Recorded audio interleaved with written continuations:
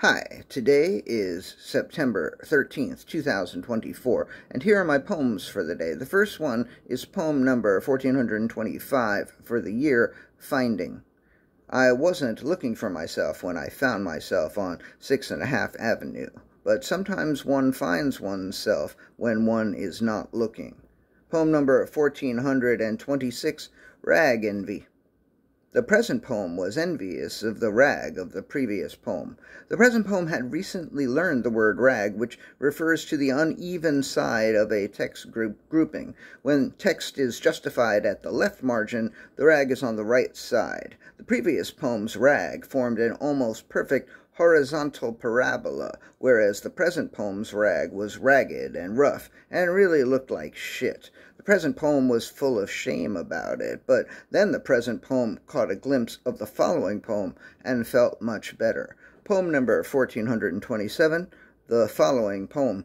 The following poem had an almost defiantly shitty rag, and it didn't give a fuck. The following poem was like, I'll break the line wherever the fuck I want, because fuck the rag. The poem went on and asked rhetorically, do I look like a motherfucking role model to a poem looking up to me? Life ain't nothing but words and money. You gotta say what you gotta say, and if what you gotta say goes all the way over to the end of the motherfucking page, then that's how it is, Jim. You're a poem, and sometimes poetry isn't pretty. Sometimes poetry is ugly as fuck, and sometimes it's rough, and sometimes it's hard. Here you go, Jim. You want some advice from a slightly older poem? Find your hustle and go with the flow, and fuck anybody who brags on your rag, and don't get caught holding the bag, and don't get caught on your own supply. And now I'm outie, Jim.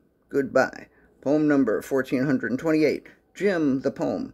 Jim the poem entered the world with confidence and character, with a chip on his shoulder and a song in his heart. Jim the poem would say his piece, and then say peace, and drop the mic, and get on his bike, and then, to almost no one's surprise, ride off into the sunrise.